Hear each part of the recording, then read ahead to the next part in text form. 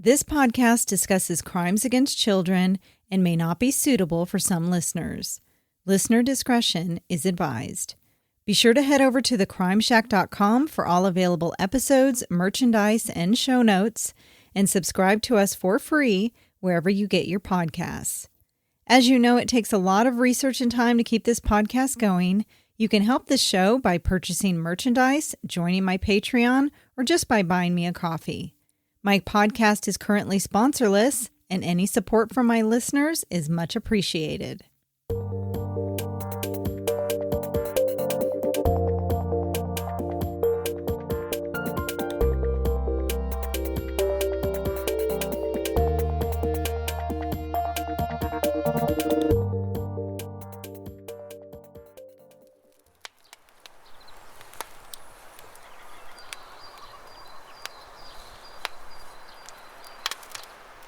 Camping. We've all done it, right? Now, maybe you've never camped a day in your life, and the notion of sleeping in a tent surrounded by the elements, getting dirty, possibly not having access to a shower, is not your idea of a good time. I personally love to camp and love nature and have many fond memories of summer camp as a child. I think many of us can say that we've done something similar in our lifetimes. One thing I did not get involved in as a child was being a Girl Scout. I know many of you listening have experienced being a part of that organization or of the Boy Scouts and can attest to the many outings that they would take to impart different skill sets and outdoor experiences to its members. But this episode of The Crime Shack isn't about the virtues and skills that the Scouts can instill in you. No, this episode that I'm going to be sharing involves a Girl Scout camping trip that went horribly wrong. This case is a chilling tale that will touch on our innate fears of being secluded in a wooded forest at night and hearing eerie sounds around you, not knowing if it's an animal scurrying about or something much, much worse. So turn off your lights and grab your flashlights because we'll be heading deep into the Ozark Mountains of Oklahoma.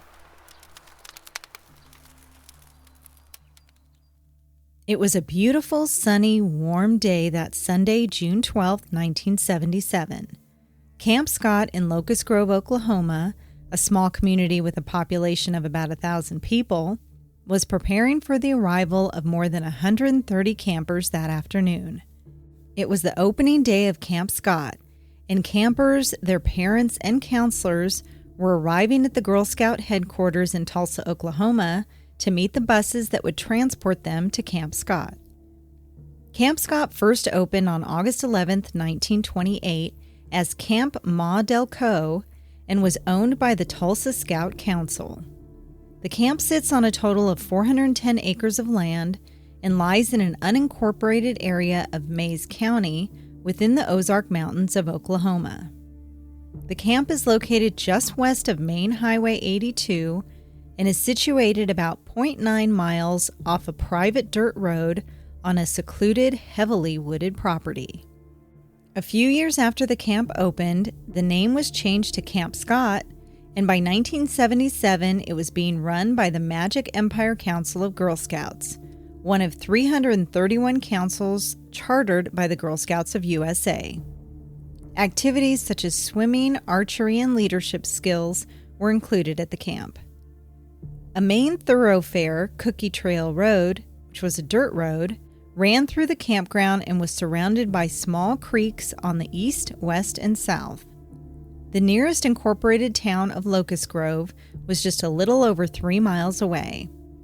The camp was set up with 11 subcamps, each with Native American tribal names, and there were 7 main buildings within the camp: the director's office, the Great Hall, a health center, a ranger's house, staff house, a cook's cabin, a red barn, and a swimming pool. Each subcamp had about 7 to 8 large canvas tents set up on wooden platforms that could house about 4 individuals per tent, and the tents were set around stone-encircled campfires.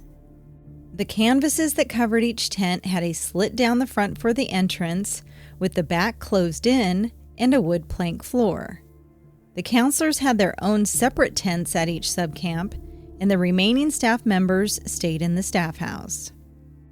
The platform tents were not evenly spaced within each subcamp, and the subcamps were not placed equally along the Cookie Trail. Some were further apart than the next. The Kiowa subcamp sat furthest west and was more isolated from the Cookie Trail than the other subcamps.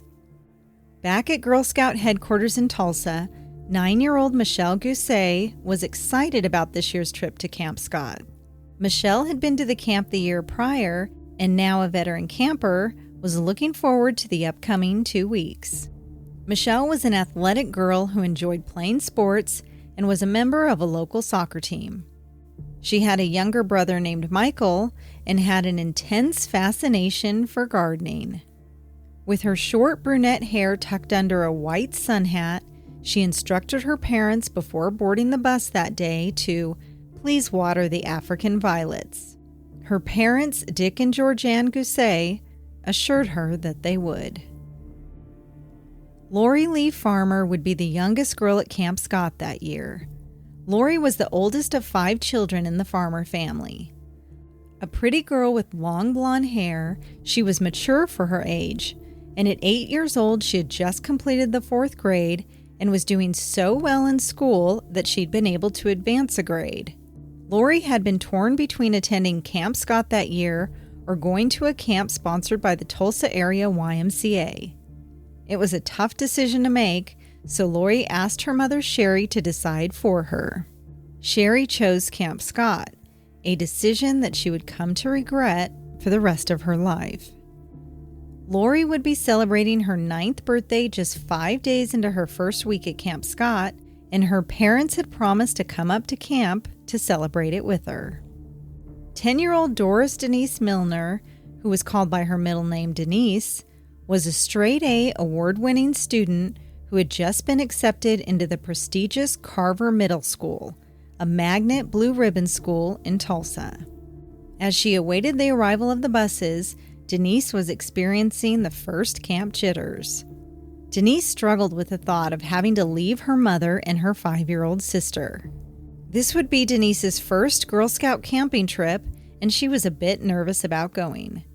She told her mother Betty that she wasn't sure she wanted to go, but Betty convinced her that she should try it, that it would make her more independent, and if she didn't like it, she could always call her and she'd come to pick her up. The buses had finally arrived, and everyone gathered around them to begin to board. 15-year-old Michelle Hoffman was another veteran camper, having attended Camp Scott during the last 6 years. Michelle would recall her first experience attending Camp Scott. My first year at Camp Scott, I remember going, whoa, because it was so dark in those woods at night. If you've never been camping in a platform tent deep in the woods, it's a little intimidating. After your first time there, you get it. You're just prepared. It's going to be dark. Her 7th year at the camp, however, would be much different, as Michelle was now too old to be a camper, and she was selected to be an aide to the camp director. As the parking lot swarmed with campers, Michelle spotted shy Denise Milner and made her way over to the girl. Michelle recognized that Denise was one of the only African American girls in the group and wanted to make sure she felt encouraged about the trip. Michelle approached Denise and her mother and introduced herself. Betty explained to Michelle that Denise was feeling a bit nervous and homesick, and Michelle reassured them both that everything was going to be great and that Denise could ride up in the front of the bus with her. As they got on the bus and took their seats towards the front, Betty hopped on quickly to say goodbye and to ask Michelle if she could call her if Denise was still homesick the next day. The buses quickly piled up with excited campers and staff, and they departed for Camp Scott. Camp songs filled the 45-minute drive, but Denise remained fairly quiet for the trip, preferring to stare out the bus window as the scenery changed from busy city streets to rugged, thick forests. When they arrived at Camp Scott, the campers and staff rushed out of the buses and were provided instructions to their assigned tents. Those campers who'd attended Camp Scott before and were familiar with the camp setup quickly ran to their designated tents. Michelle Hoffman, who had stayed with Denise, personally brought Denise to her assigned campground, Kiowa. She was told that she was assigned to tent number 8, along with 2 other girls. The tents in Kiowa subcamp were oriented in a semicircle, and tent number 8 was the furthest tent from the others, as well as the furthest from the counselor's tent. The view from the counselor's tent to tent number 8 was also partially obstructed by the camp's shower building. Counselors Carla Wilhite and Susan Emery, both 18 years old, and 20-year-old Dee Elder were assigned to Kiowa camp and had the task of looking after 27 campers. Lori Farmer and Michelle Gousset would also be joining Denise Milner in tent number 8. Denise's nervousness faded when she met Lori and Michelle, and they quickly became friends. Counselor Carla Wilhite would later recall that the girls in tent number 8 were 3 of the quietest kids, but that the tent was just as loud and lively as the others. Carla had also recalled some strange incidents that happened about 2 months prior to the beginning of Camp Scott in April 1977. The camp held an on-site orientation training session where camp counselors were required to attend. Counselor Michelle Hoffman had discovered that her and her roommate's tent had been ransacked by someone, and donuts that she'd left on the table next to her bed were missing. Inside of the empty donut box were a few pieces of tiny steno notebook paper. On the paper was handwritten in all capital letters, "We are on a mission to kill 3 girls in tent 1. It was signed by the killer and had an effigy of a man hanging from a tree by his neck. Frightened by the letter, Michelle showed the director the note, but the director dismissed it as a prank and threw the note away. In another incident during orientation, Carla had hurt her back lifting sailboats and slept for a bit after being given Tylenol and codeine. When she woke, she headed down to Cedar Lodge, a tent near the Red Barn on the east side of Cookie Trail Road, where a campout was being held. Carla had intended to go sleep in the staff house after she ate because she couldn't sleep on the floor in one of the tents, and she didn't want to be at the infirmary by herself. That night, when she was asleep in the staff house, Carla heard a strange scratching noise behind the staff house on the screen of the enclosed patio. It sounded as if someone's body had rubbed up against the screen. Carla assumed it was a camper playing a prank, and she yelled out, "Who's there?" but got no response and heard footsteps walking away. She laid back down and listened for a while she heard more footsteps. She then got up and looked out the front window, thinking it was maybe the camp's dog, Sally. When she looked out the window, she could see Sally running from across the way from the ranger's house. Sally was barking and growling at something. Carla looked around but didn't see what Sally had been barking at, but it scared her enough that she grabbed her blanket and ran across to another building where she knew another counselor was and had them come and sit with her until she fell back asleep. Also during the orientation, one of the tent canvases sustained a 6-inch tear in it. A counselor thought it may have been caused by the weather, but wasn't sure. It was around 6 p.m. on the first night of camp, and the campers were finishing up dinner and heading back to their tents when a thunderstorm rolled into the campground and it began to pour. The girls quickly ran to their assigned tents and spent the rest of the evening chatting, laughing, and writing letters to their parents before heading off to sleep. Lori Farmer wrote a note to her family. "Dear Mom and Dad and Misty and Joe and Chad and Kathy, we're just getting ready to go to bed. It's 7:45. We're at the beginning of a storm and having a lot of fun. I've met 2 new friends, Michelle Gousset and Denise Milner. I'm sharing a tent with them. It started raining on the way back from dinner. We're sleeping on cots. I couldn't wait to write. We're all writing letters now because there's hardly anything else to do. With love, Lori." Denise, who was still suffering from a bout of homesickness, also took out some stationery and wrote, "Dear Mom, I don't like camp. It's awful. The first day it rained. I have 3 new friends named Linda, Lori, and Michelle. Michelle and Lori are my roommates. Mom, I don't want to stay at camp for 2 weeks. I want to come home and see Kathy and everybody. Your loving child, Denise Milner." It was between the hours of 8 and 10 p.m.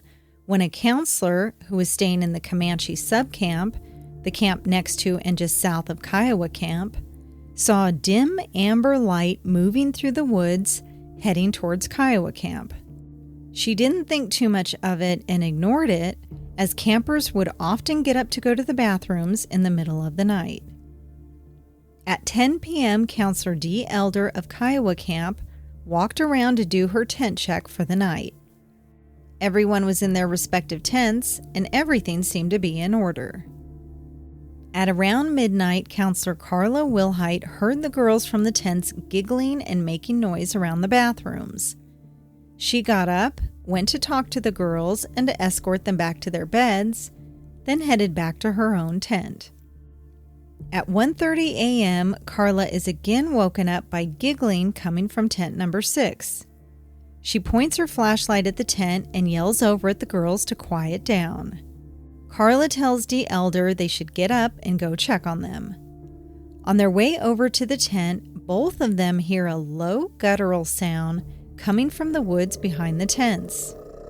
Carla shone a light on the woods, and the sound stopped. She assumed it was an animal, and the two headed back to their tent to try to get some sleep. During the documentary Someone Cried for the Children, which was aired in 1994, Carla relayed what she had heard that night. I woke up and I heard noise coming from an area kind of off the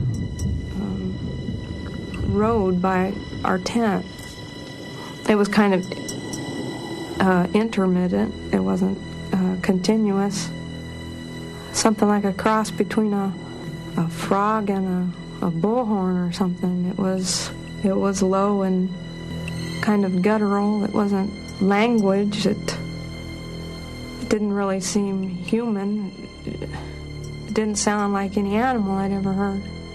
It was around the same time that Carla and Dee heard the guttural sounds that other people in the campground had reported hearing moaning sounds coming from the direction of tent number 8. About 30 minutes later, a camp in tent number 7 in Kiowa Camp was woken up when a figure with a flashlight opened the entrance flap to their tent and shined a light in the tent. The person quickly closed the flap and left. At around 3 a.m., a camper heard a single scream coming from the area of tent number 8. Around the same time, another camper heard someone crying out, "Mama! Mama!" After that strange first night, Carla Wilhite's alarm went off just before dawn around 6 a.m. the next morning. She scuffled out of her tent and headed to the staff house to shower so she could take advantage of the warm water before all the girls woke up. She headed towards Cookie Trail and up towards the direction of the Quapaw subcamp, which was next to the staff house. As Carla walked up Cookie Trail, she spotted something up ahead at the fork of the trail, just south of Quapaw subcamp and off to the side of the road. As she got closer, she saw what looked like some sort of bags. She figured that someone must have dropped off some stray luggage that hadn't made it to the campsites. She continued walking closer to the bags when she suddenly stopped and realized in horror that what she thought was luggage was actually a sleeping bag. And on top of the sleeping bag lay the body of a young girl. The girl was lying face up, she was naked from the waist down, and she wasn't moving. Carla thought an accident had happened and ran back to the counselor tent to wake up counselors Dee and Susan and to notify the staff of the discovery. The counselors then quickly checked in the other tents. When Dee checked tent number 8, she realized that all 3 girls were missing from the tent. Carla ran to get the camp nurse and to locate the camp director, Barbara Day. When Carla brought both women back to the scene, the nurse immediately checked the girl for vitals, but it was clear that the girl, who was later identified as 10-year-old Denise Milner, was dead. There were injuries to Denise's head, and her hands were tied behind her back. Barbara's husband, Richard Day, was the next to arrive on the scene. Richard would soon discover that what lay before them was much worse than they thought. He noticed that there were 2 other sleeping bags lying near Denise's body. When he went to pick up the bags, they were heavy. It was obvious there was something inside of them, and they all knew that 3 girls from Kiowa camp were missing. He knelt down and felt on top of the bags and could feel that there was a body in each bag. Richard did not open the bags, but told Barbara to contact police. Barbara Day called an emergency number she had programmed in her phone and told them she needed 3 ambulances as there were 3 dead children. Officer Harold Berry was the first officer to the scene at around 7:30 a.m. By 8 a.m., Sheriff Glenn Pete Weaver was on the scene and requested the help from the Oklahoma State Bureau of Investigation, or OSBI. Michael Wilkerson, the lead agent for OSBI, had recalled what they found when they arrived at the crime scene. We walked over and there were 2 bags. I know the first thing I was struck by is how tiny, tiny, tiny the figures were in the sleeping bags. They took up only one small portion of the sleeping bag, and laying near the sleeping bag was a little black girl about probably 10 years old, and somebody had covered her with one of the sleeping bags. We opened the first sleeping bag, and there was a tiny little blonde-headed girl laying in the sleeping bag. And I remember Kerry, as he snapped the picture, as we opened the sleeping bag, all he could say is, "My God, my God." And then we checked the third bag, which contained another little small girl, darker-headed, who was bound with her hands behind her back, and of course she was dead too. The 2 other girls found inside of the sleeping bags were identified as 8-year-old Lori Farmer and 9-year-old Michelle Gousset. Both girls had been bludgeoned to death, and Michelle's hands had been bound behind her back. In investigating the scene, OSBI noticed 1 set of boot prints leading from Kiowa camp to the spot where the bodies were found. From the evidence, it appeared that the perpetrator had approached the rear of tent number 8 and unhooked the back flaps to get inside. Judging by the blood that was spattered on the insides of the canvas walls and on the wood floor, authorities believe that Lori and Michelle were both bludgeoned inside of the tent. Someone had tried to wipe up the blood with mattress covers and towels, which were found in the sleeping bags with the girls. A size 10 boot print and a size 7 either shoe or tennis shoe print was found both inside and outside the tent. A 9.5 size shoe print was found stamped in the blood on the inside of the tent. Denise had also been bound with her hands behind her back, and her mouth had been stuffed with a gag before authorities believed she was either dragged or carried to the area where the other 2 girls' bodies were found. There was evidence at the scene that the attacks had been planned. The gag on Denise was pre-sewn, and the killer had brought nylon rope and duct tape to bind the girls. A large red flashlight was found next to the bodies. The bodies were found about 150 feet from tent number 8 of Kiowa camp. Before even contacting the parents of the 3 girls to tell them that their daughters had been murdered, the executive director with Magic Empire Council contacted their insurance company, Then they contacted their attorney. Once they had those 2 phone calls out of the way, they then contacted the parents. In the phone calls to the parents of Lori, Michelle, and Denise, the executive director did not, however, tell them that the girls had been murdered, only that there had been an accident and that they had died. The parents eventually learned what had actually happened to their daughters by seeing the coverage on the news stations. Dick and Georgianne Gousset talk about the moment that authorities called them to tell them about the death of their daughter, Michelle. They knocked on the door and they said that they had something to tell me about Michelle. And I said, is there a problem? And they said, we need to come in. And they introduced themselves, And I said, is she hurt? And they said, well, come in and sit down. And then it was at that point they said that there had been an accident at camp. And they never did tell me that she had been murdered. We finally turned the TV on. That's how we learned how she died. And here's Charles and Sherry Farmer talking about when they were first notified of Lori's death. I received a call from the executive director of the Girl Scout organization. She told me that Lori and 2 other girls were found dead out some distance behind their tent. No explanation, nothing else. Not that there was any violence involved. Imagine being the parents of these 3 children when they found out that they hadn't even been the first ones to be contacted about what had happened, that the Girl Scouts were more concerned with covering themselves both legally and financially than notifying the parents that their daughters had been murdered. As additional investigators began to arrive at the scene that day, security was increased at all the other subcamps at Camp Scott. The campground was evacuated of all campers and staff at around 10 a.m., with buses transporting confused campers back to their families in Tulsa. The campers weren't told what had happened to cause their sudden departure from the campground after having only stayed 1 night at the camp.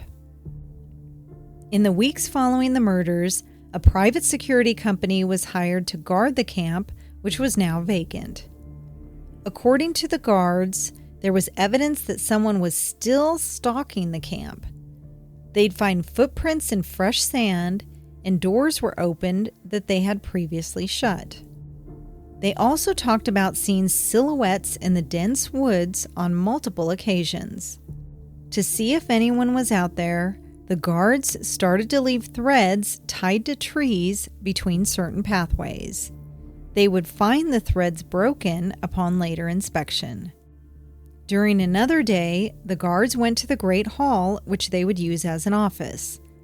At the door of the hall, they discovered a bag that contained pink socks and a pair of tennis shoes with the name Denise Milner written inside. Both the socks and the shoes were wet. OSBI examined the socks and shoes, but said that 2 pairs of shoes were already in evidence, and they believed that the ones found by the guards were separate evidence entirely, but the shoes were never linked to anything. It didn't take long before reports of what happened at Camp Scott quickly hit the news stations, and by 8 a.m. there were already stories about a freak accident or foul play. When Sid Wise, the Mays County District Attorney who was assigned to the case, was asked by a news reporter what kind of person could have done something like that, this is what he had to say. We obviously know that it's a person who doesn't belong to what we accept as the normal human race. On June 14th, the wooden floor of tent number 8 was removed and airlifted to a crime lab. Against the investigators' wishes and to the frustration of Sid Wise, the media published that a tennis shoe print was found outside the tent and that a different print was found inside the tent. The next day, on June 15th, about 7 miles from the camp, a man who was living out of his car was briefly arrested, questioned, and released. The large red flashlight that was found next to the sleeping bags was tested, and a partial fingerprint was found on the lens, but it couldn't be identified. When police questioned the camp counselors and staff about what had happened that night, many recalled the noises that they had heard, the amber light seen from Quapaw Camp, and the scream they had heard in the middle of the night. Witnesses that lived around the area of Camp Scott were questioned, and one landowner claimed that between 2 a.m. and 3 a.m. on the early morning of June 13th, they heard quite a bit of traffic on a remote road near the campground. Investigators headed to a ranch about a mile west of the camp that was owned by farmer Jack Schroff. Jack had claimed to have sash cord, a roll of duct tape, 3 bottles of beer, and 3 identical crowbars stolen from his cabin, which may have been used during the execution of the crime. The empty beer bottles were later found on the campgrounds. A shoe print was also found outside of Jack's door. It was a jungle boot style print that matched other boot prints found near the crime scene. After being questioned by authorities, Jack had a solid alibi. He voluntarily took a lie detector test and passed. Jack Schroff was quickly eliminated as a suspect, as well as camp director Richard Day and camp ranger Ben Woodward. On June 16th, tracking dogs arrived from Pennsylvania and began to scour the crime scene and the campground. The press would start to refer to the dogs as wonder dogs. The dogs did not have an easy task ahead of them. The woods were so dense that the dogs often went to an open area or field, sniffed around and followed a scent, but then would look straight up as if the perpetrator vanished into thin air.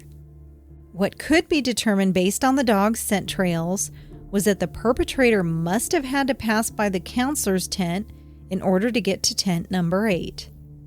The dogs were able to locate eyeglasses and a case belonging to one of the counselors. Officials decided to finally inform the press that they had additional evidence. In addition to the shoe prints and the flashlight that had been covered with a piece of plastic, pieces of cord, a roll of black duct tape, and a pair of women's glasses with an eyeglass case were all obtained as evidence. The eyeglasses and case were discovered to belong to a camper in the Kiowa unit and to one of the counselors. Autopsies were conducted on the 3 girls by medical examiner Neil A. Hoffman. When Denise was found, she was nude from the waist down, and her pajama top had been pulled up underneath her arms. Her arms were tied with duct tape behind her back. The other 2 girls were found tucked inside the zipped sleeping bags, each in a fetal-like position.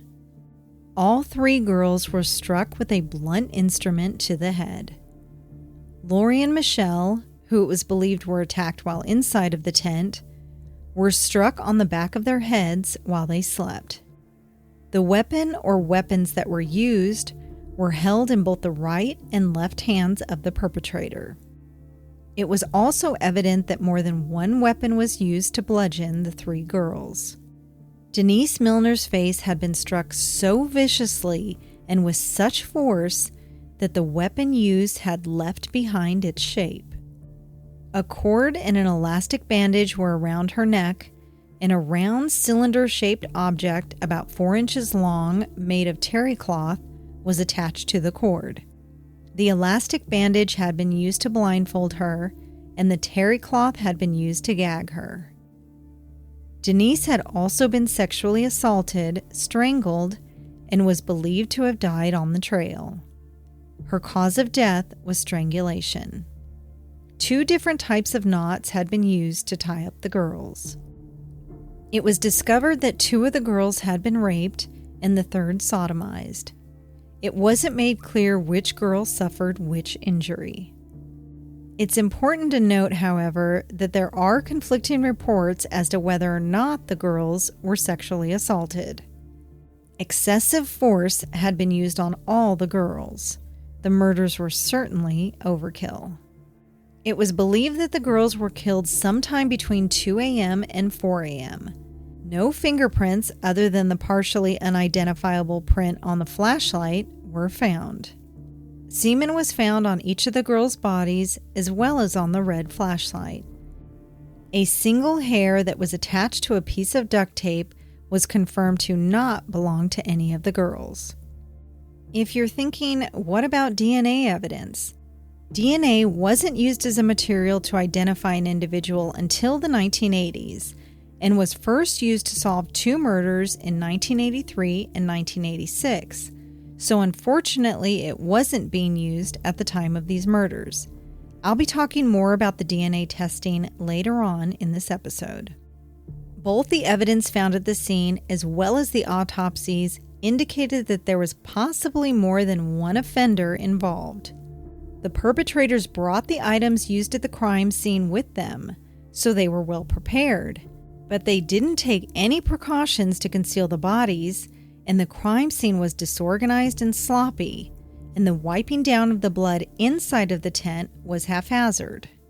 Investigators believe that the crimes were well planned out, possibly months in advance, and that the killers, if there was more than one, knew each other well and knew the area well to be able to navigate the scene with ease. They also believe that only one of the girls was targeted and that the other 2 were murdered so as to not identify the attacker. The viciousness of the murders indicated to investigators that the offenders may have killed before or had been involved in some type of violent crime. On June 18th, Sheriff Glenn Weaver, who was spearheading the investigation, claimed to have found the murder weapon, a crowbar.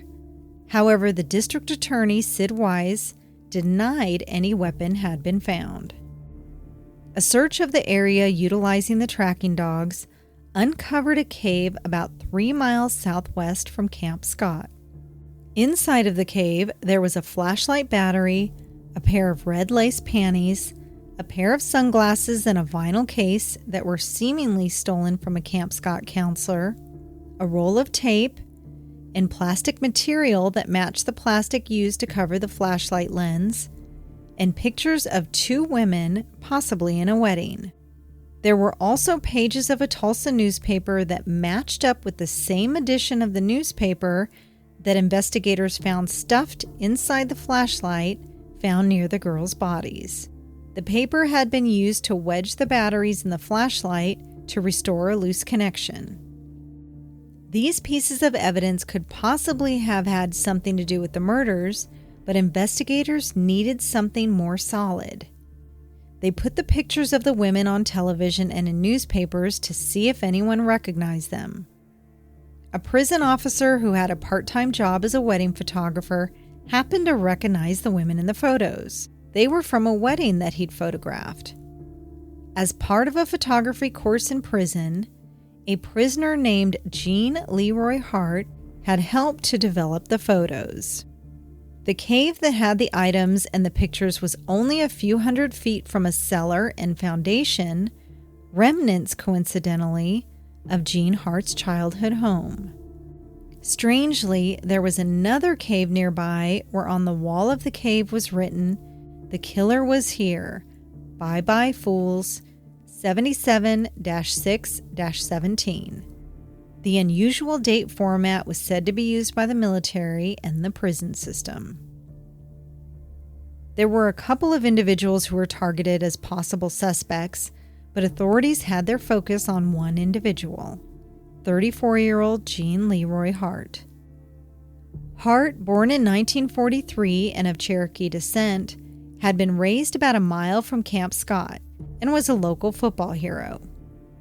In 1966, Hart had kidnapped 2 pregnant women outside a nightclub, put them in the trunk of his car, drove them to a forest on the outskirts of Locust Grove, and raped them. The women that he had raped had been gagged and bound with duct tape and rope. He then put duct tape over their noses and mouths and left them to die in the woods. The women managed to untie themselves and ran for help. They offered authorities the make and model of Hart's vehicle, as well as provided them with a physical description of Hart. When asked to describe how Hart was during the rape, the women said he was incoherent and that he made strange growling noises. Hart was eventually captured and had committed 3 burglaries while he was an escapee, In each case, the victims were asleep in their houses at the time. Hart did eventually admit to the rape of the two women and the burglaries and was sentenced to 305 years. However, Hart had escaped Mays County Jail in Pryor, Oklahoma in 1973 and had been at large ever since. The fact that Hart was able to escape Mays County Jail and evade Sheriff Weaver for so many years led many locals to believe that the sheriff had a personal vendetta that drove the manhunt for Hart for the Girl Scouts murders. Members of the American Indian movement had argued that Sheriff Weaver was trying to find a scapegoat among their tribe to pin the murders on.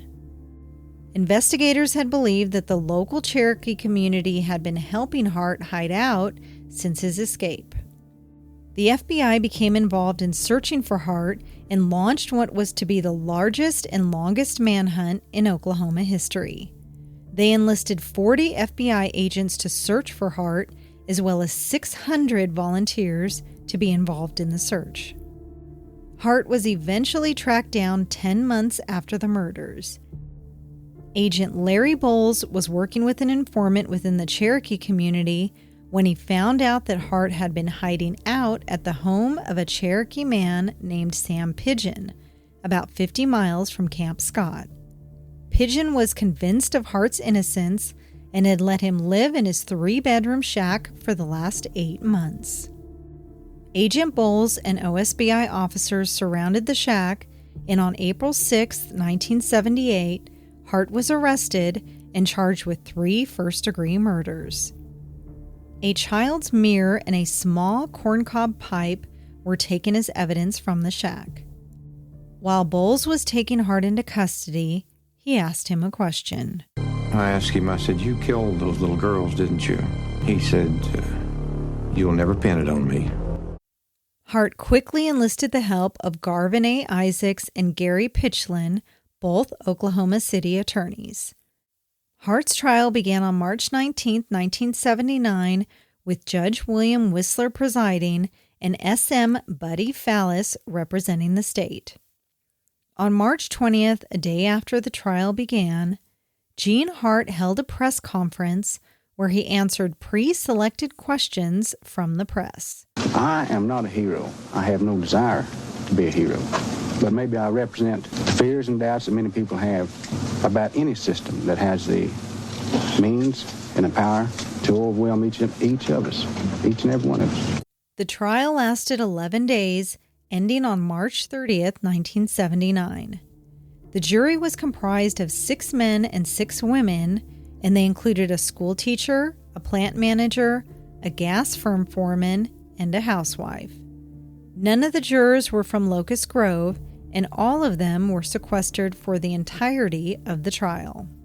Many people in the community rallied behind Hart, a former high school football star, including members of the Native American population who felt Hart was being targeted because of his ethnicity.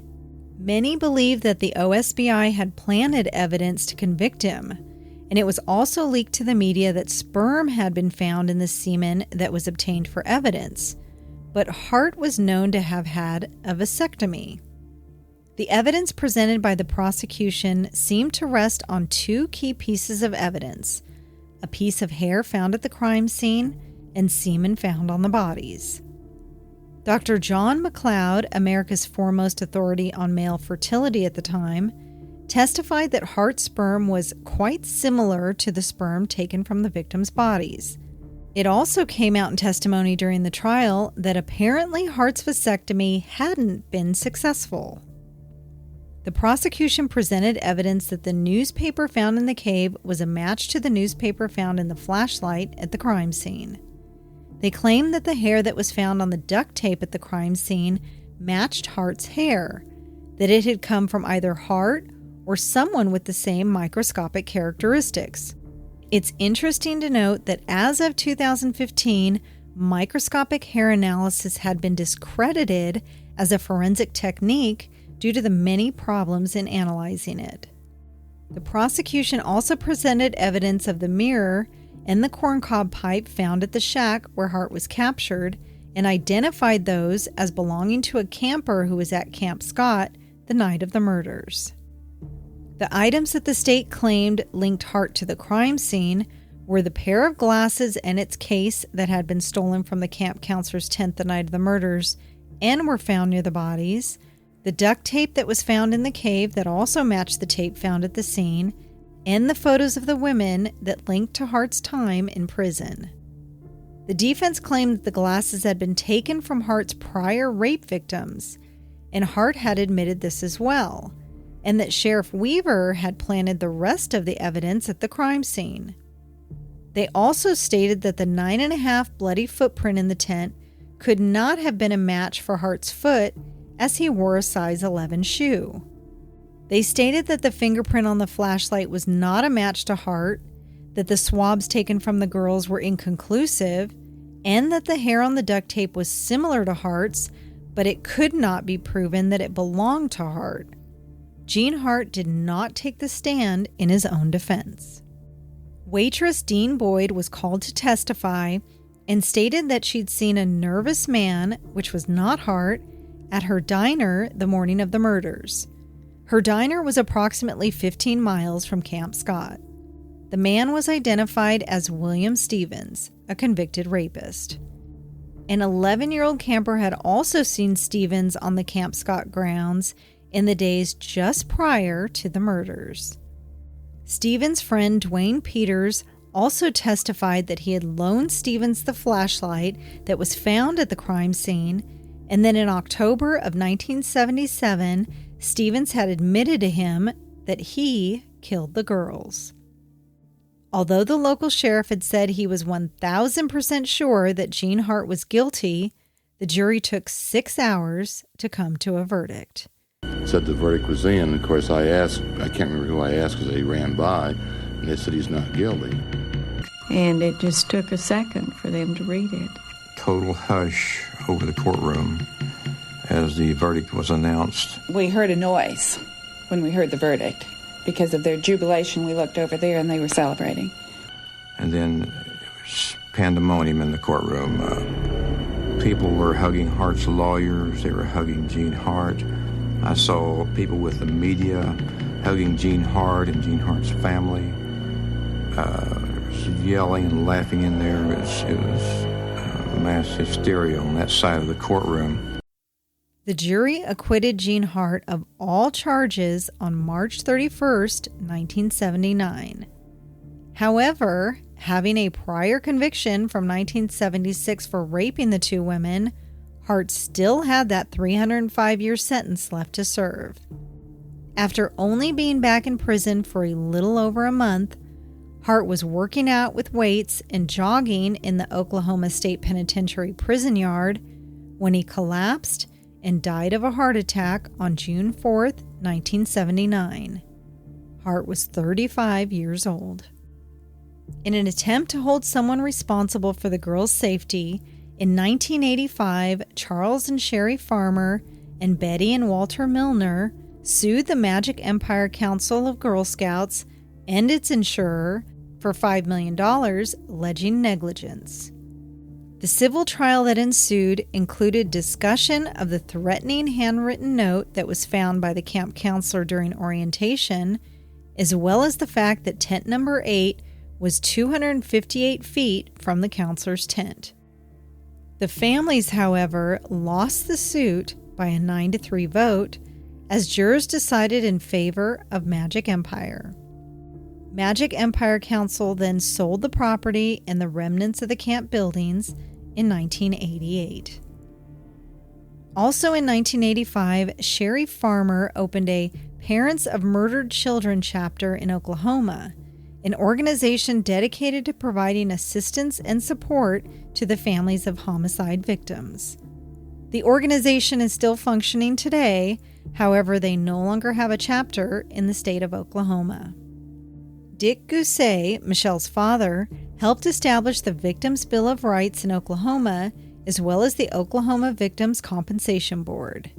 Dick Gousset said that throughout the investigation of the murder of the 3 girls, he and his wife Georgianne were ignored by law enforcement and prosecutors, so he drafted the bill to create coordinating centers in Oklahoma to keep victims and families involved in each step of the legal process.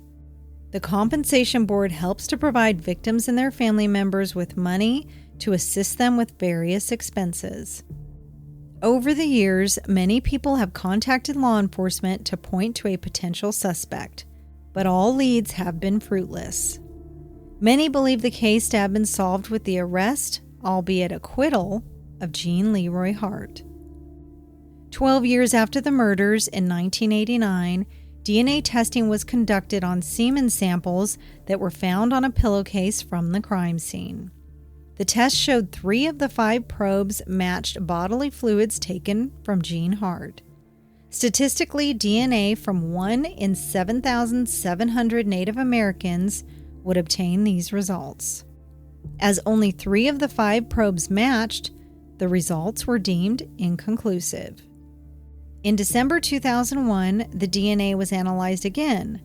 Investigators were able to retrieve a partial DNA profile from a female, but they don't know which female. The information was not sufficient for comparison to the girls and resulted in no conclusive results. 31 years later, in 2008, new DNA testing was conducted on the semen stains, but the samples were too deteriorated to obtain a DNA profile. In 2017, the current Mays County Sheriff's Department had raised over $30,000 in donations in order to do new DNA tests using the latest advances in testing. The report and results of those tests are pending. Lori Farmer's little sister is still hopeful that the mystery of who murdered her sister will be solved. Here's Lori from a 2017 interview with KJRH-TV in Tulsa. I have faith that there will be some answers and somebody will come forward with something. Breaking her silence for the first time about the tragedy that shaped her life. I felt like, I had to step into Lori's shoes and take care of them too. Caring for her siblings and later being a bit overprotective of her own boys. At the end of every conversation or phone call, I always say, I love you, because you just never know. What do you think? Do you believe that this is no longer a cold case and that the murderer was Jean Leroy Hart? Or do you believe the killer or killers got away with murdering 3 young Girl Scouts in the dead of night on that warm June evening? I'd love to say that I'm convinced they had the right guy, that the families of Lori, Denise, and Michelle can be reassured that the real killer was captured. But what if? What if they didn't, and the killer or killers are still walking among us? We may never know the truth or have definitive DNA tests from the crime scene, and that may be something we'll have no choice but to live with. Camp Scott was evacuated following the murders and subsequently shut down. The camp has since remained abandoned and is frequently visited by paranormal enthusiasts and ghost hunters who claim that the property is haunted by the 3 girls. The Girl Scouts sold the camp in the 1980s to a private party, and the land is leased out for hunting only. It's almost unrecognizable and has been overrun with trees and shrubs, but a picnic table, a stone fireplace, and multiple wood tent platforms still remain. Cookie Trail Road, the road that was used to transport the Girl Scouts into Camp Scott, can still be seen through a padlocked security gate on the property.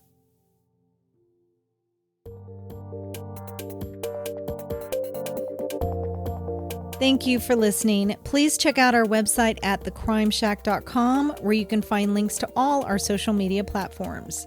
Be sure to follow us on Instagram, the only platform where I do giveaways for cool stuff. Did you know I'm also on TikTok, where I do mini crime stories? Check out my profile at Shell's Crime Shack. This podcast is currently sponsorless, and as a listener, you can help support the show by purchasing merchandise, joining my Patreon, or just by buying me a coffee. Any support is much appreciated.